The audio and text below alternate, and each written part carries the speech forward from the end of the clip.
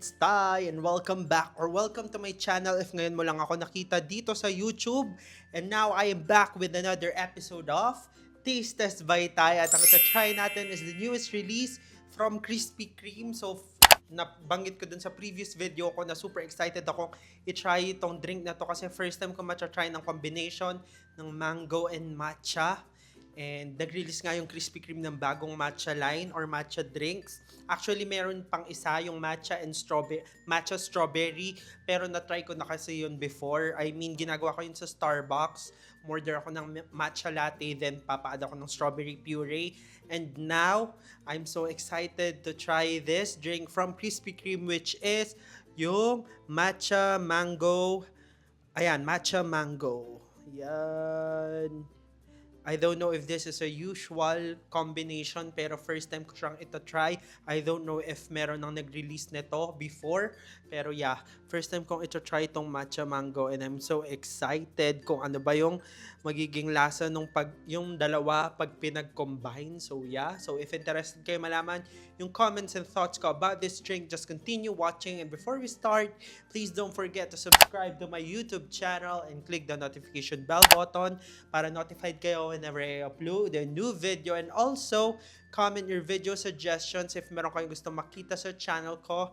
Just comment it sa comment box below and if accessible sa akin yan, talaga nga namang ita-try ko yan sa harap niya. And also, please do follow me on my other social media accounts. If flash ko na lang sa screen, yung handles ko somewhere here, basta dyan.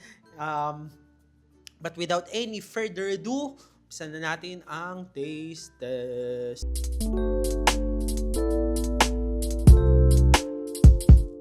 So you know the drill, bago tayo mag-taste test, it's time for the pricing muna.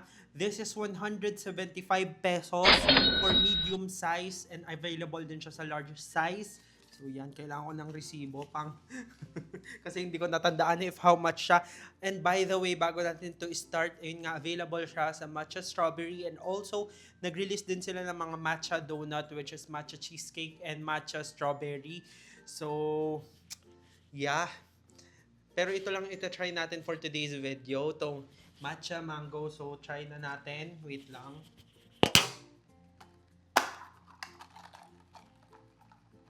Mix muna natin kasi baka puro mango yung mainom ko.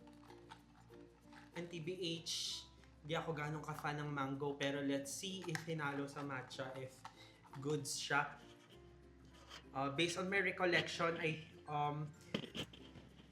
alam ko yung matcha ng Krispy Kreme is medyo milky. And sana hindi siya ganun ka-milky. So try na natin. But first, cheers. Try na natin.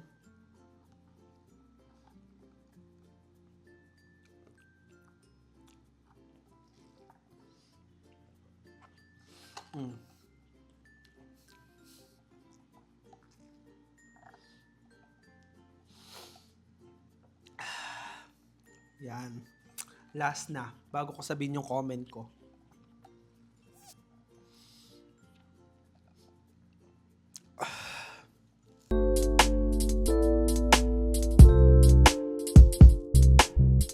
So, it's time for my comments para dito sa newest release from Krispy Kreme which is yung matcha mango latte. So, yan.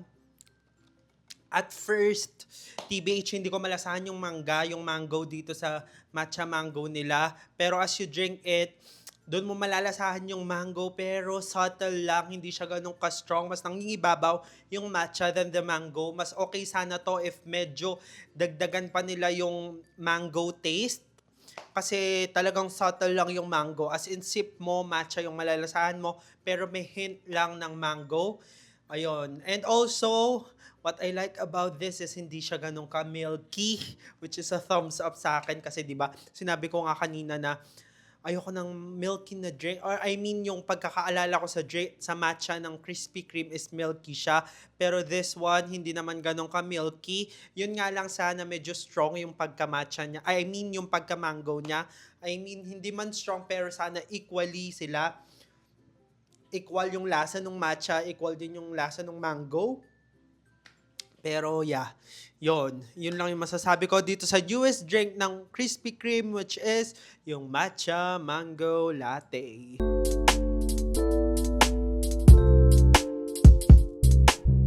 And in fairness naman sa matcha ng Krispy Kreme, hindi siya fishy.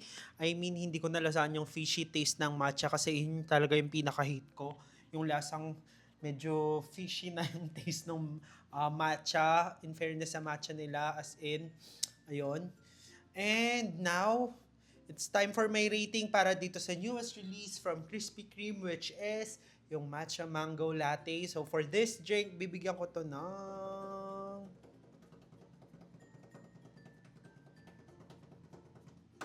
It's 2 out of 5. Yon.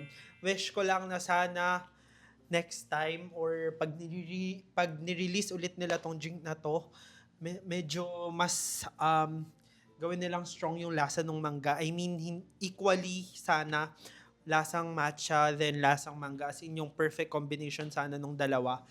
Walang nangingibabaw kasi nangingibabaw nga yung matcha dito sa drink na to. So, that's it for this episode of Tasteless by Tay. And if you do enjoy watching my video or kahit hindi nyo yan na-enjoy, you know the drill. Like, share, subscribe, and click the notification bell button para notified kayo whenever I upload a new video. And also, comment your video suggestions. If meron kayong gusto makita sa channel ko, just comment it sa comment box below. And if accessible sa akin yan, talaga nga namang ito-try ko yan sa harap nyo. And yon, kailangan ko na ng video suggestions kasi wala na akong naka-line up. Wala pang nag-release na bago sa mga fast food. Kaya, comment nyo na sa comment box below if meron kayong gusto makita sa channel ko. But for now, excuse me, nabusog na naman. This has been Tay, and I will see you guys on my next one. Cheerios! Bye-bye! TY!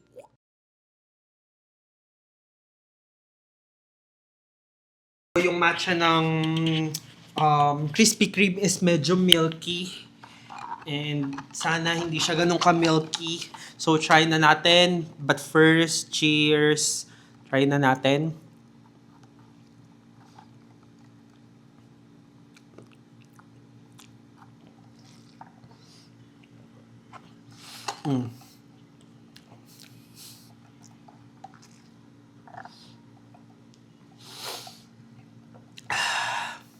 Yan. Last na. Bago ko sabihin yung comment ko.